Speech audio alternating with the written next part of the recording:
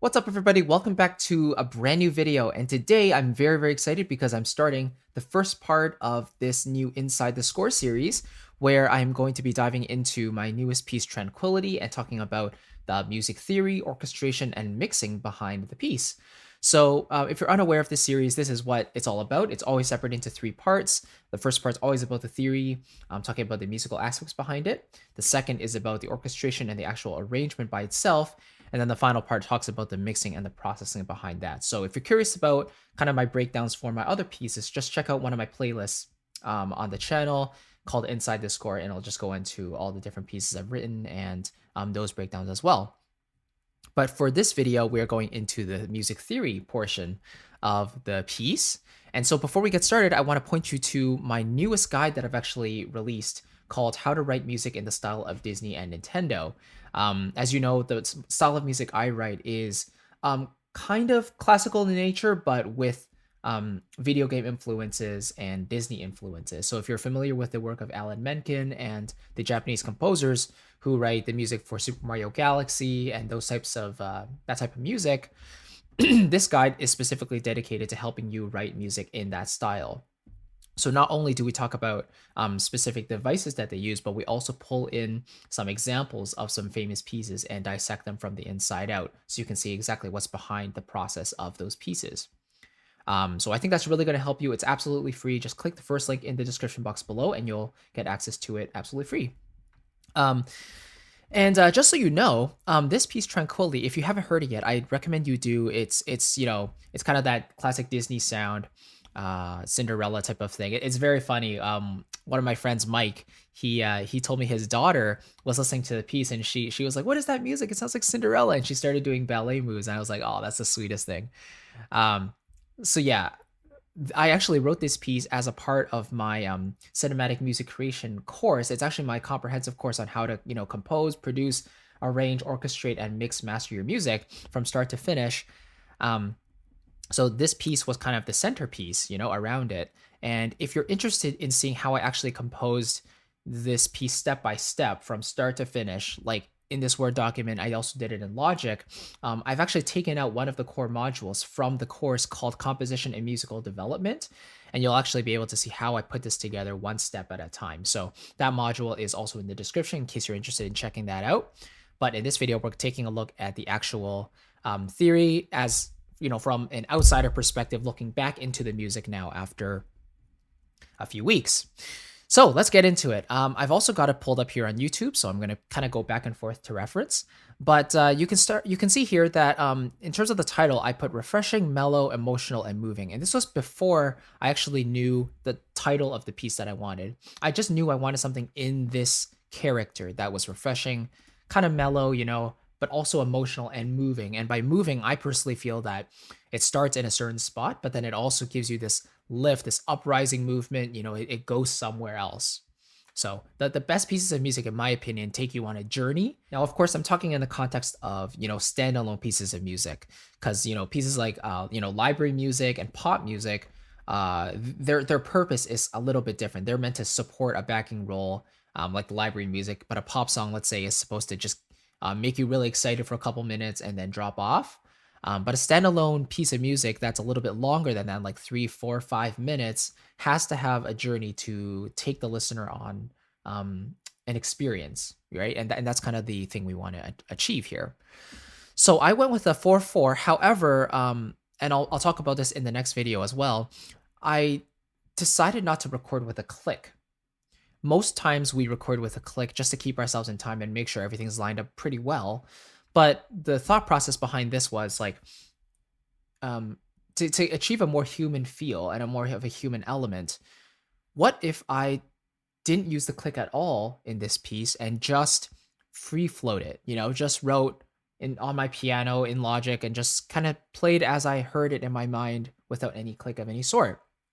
And actually, the great thing is that it gave me some liberties and it allowed me to experiment with some time signature changes within the piece, very subtly, nothing huge, but it gave me some room to play around with. And then I chose the key signature of E major because I just love E major, and it gives me, I think, the most inspiration when I'm writing in a key I really enjoy. So Getting into the intro, you'll see I actually started on an A major chord instead of E major. So that's starting on the 4 chord. And you'll notice the structure here. It goes from 4 to the 1 chord, but in first inversion. So that has the G sharp on the bottom, and then F sharp, and then E. So back to E over G sharp. And what is cool, I think, about this is that the bass line goes A, G sharp, F sharp, back to G sharp. So it kind of has this contour of dipping down, but then dipping back up. And another thing I think is cool is that it doesn't settle on the root position of the tonic chord. Because if I just went A, G sharp, F sharp, E, then it kind of feels finished already. But if I go back up to G sharp, then it's like, okay, there's a bit of a suspension there, and it feels held. So my personal favorite inversion is actually the first inversion, because it gives you that really grounded quality, but it also feels uplifting and richer, like it's going somewhere else. So that's why I like to follow the 1/6 chord, or the first inversion chord with like the 4 chord, for example, because it leads to the 4 chord very smoothly. So the bass line is the consideration here.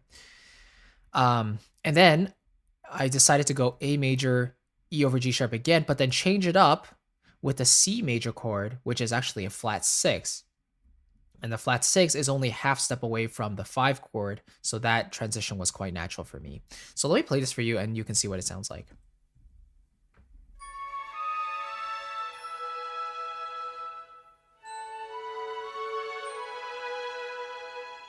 Okay, so actually I lied. This is actually E over B. Now listening to it again, I actually did a, I think it's, yeah. Let me have one more listen.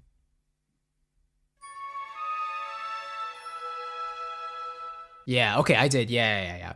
So I'm actually doing A over C sharp first. So it's going from C sharp to B, and then F sharp minor over A up to E over B. Okay. Yeah. So I guess when I was actually orchestrating this, I actually forgot to change it in my Word document, but that's okay.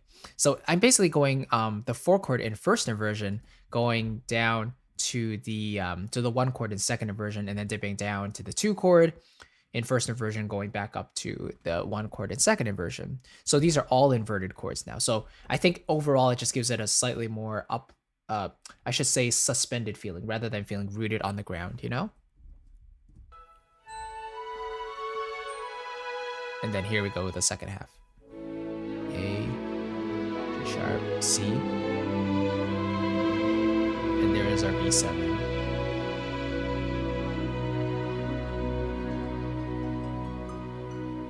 Right? That sets us up really nicely for the A. Now I can lead in with the 1 chord. And then I want the 4 chord, but I wanted a minor to make it a little sadder. And again, this is like the Luke and Leia's theme. I was definitely inspired by that piece.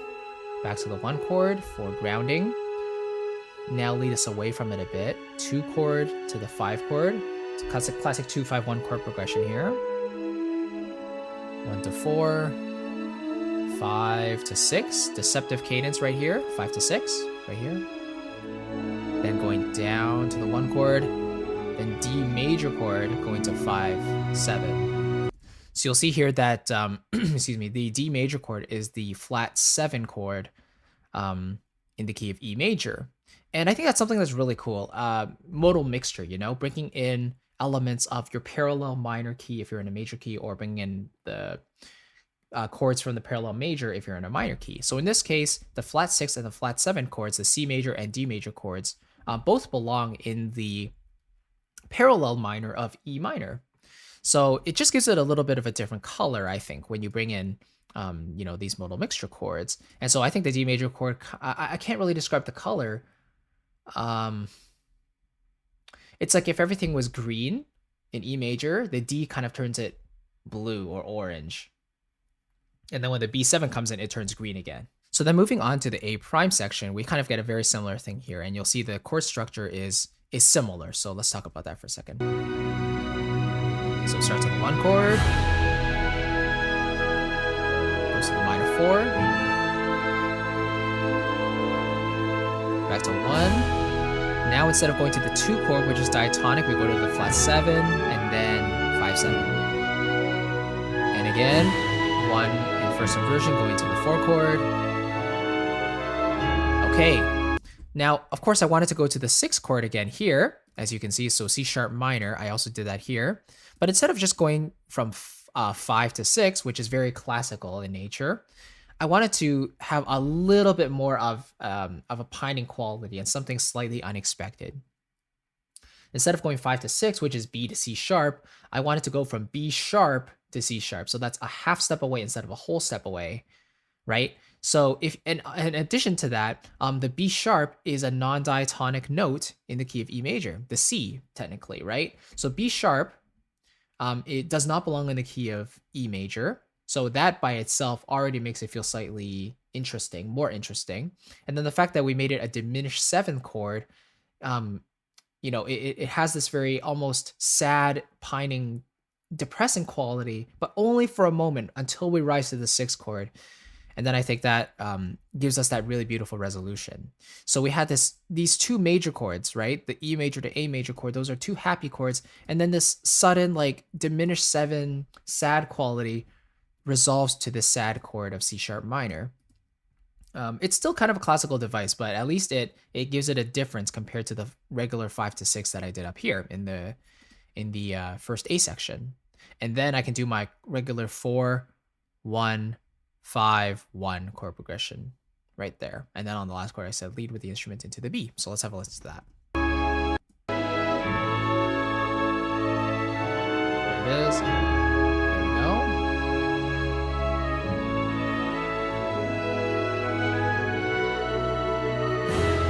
You hear the melody is quite diatonic. It fits with everything. Now, 3 to 4, 2, 5, 1. The way I like to approach the bridge, personally, is I like to start the bridge not on the 1 chord. Or at least I like to start it in a way that's completely different to my A section. I mean, the bridge, the way I think of it is like, it has to bridge 2 important sections together. So usually I treat the bridge as the B section, right? So if I have an A section and a C section that are both doing important things, then the B is kind of gives the ear a little bit of a break. And it just tells us there's something new that's going to come up later. So in this case, I wanted to start on the 3 chord because I haven't done that before, and it's kind of a sad chord. Now I was let's see. Yes, okay, sorry. So that's right. Yeah, so 3 to 4 and then 2, 5, 1, right? And then I do the same thing, but this time instead of going to the 5 chord before going to the 1 chord, here I go straight from the 2 to the 1 chord. And this is not that common in classical music. However, I think it works in this context. Again, there's like no rules, but this is just a type of style, like the style of music I like to write. So there's a 2, 5, 1, 3 to 4 again, 2. Never mind. Okay, so I did repeat it entirely. Never mind. I'm sorry. So I did do the same thing again. I think I did it on root position. Let me double check. Yeah, okay, I kept it in first inversion actually. So let's put that back in. Okay, so now really the only difference here is that I do have the 5 chord there. But in addition, after going to the 1 chord, I went to first inversion. So that gives it a little bit of a suspenseful feeling. And then I really wanted to change the key for a second. So I went to C major, then to G major. So it's like the 4 to 1 in G major. And all of a sudden, pull back to E major. But then end with this A sharp half diminished chord. It really has this open, ambiguous sound. Now it's more calm. Repeat this motive 3 times, each time in a slightly different register. Now the strings take over. And now we're going to change keys. Perfect opportunity. That's what the bridge does. We're going to go to F major, which is a half step higher. So now the chord progression is the same, but now we're in F major. 1 to minor 4, back to 1. 2 to 5. 1 in first inversion to 4, one of my favorites. 5 to 6, the deceptive cadence again. 4, 1, flat 7, 5, 7. Exactly the same as the first A section. 1 again.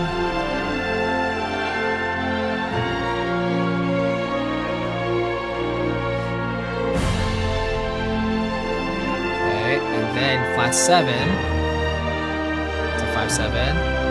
And here's the climax. 1 to 4, hold. And now it's like, what's going to happen?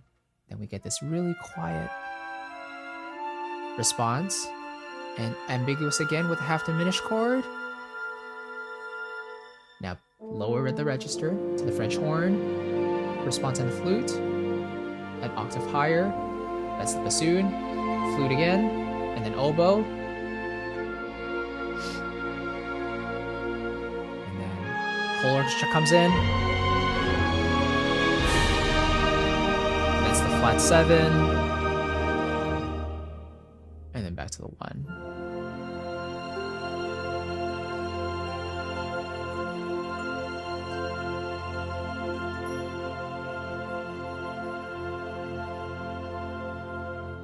So yeah, there's many ways to approach an ending, you know? But I really wanted to kind of explore and do something different than what I've usually done, which is kind of end with a predictable ending that feels like it's been leading up to this moment. So it's, you know, it's appropriate to end in a certain way. However, for this one, I wanted to keep the listener on their feet. So I was like, okay, what if I changed the intensity every so often? Like here, it crescendos, pauses, and then not only does the tone of the piece change in terms of the chords, but in terms of the orchestration, it's completely different as well, right? The whole orchestra was here with the strings and the brass and everything, and then the solo woodwind flute just comes in and plays that little response, and the strings are very, very light, you know? So it just gives a lot of color changes, and especially in this last A prime section, and I really wanted to experiment a little bit with this piece.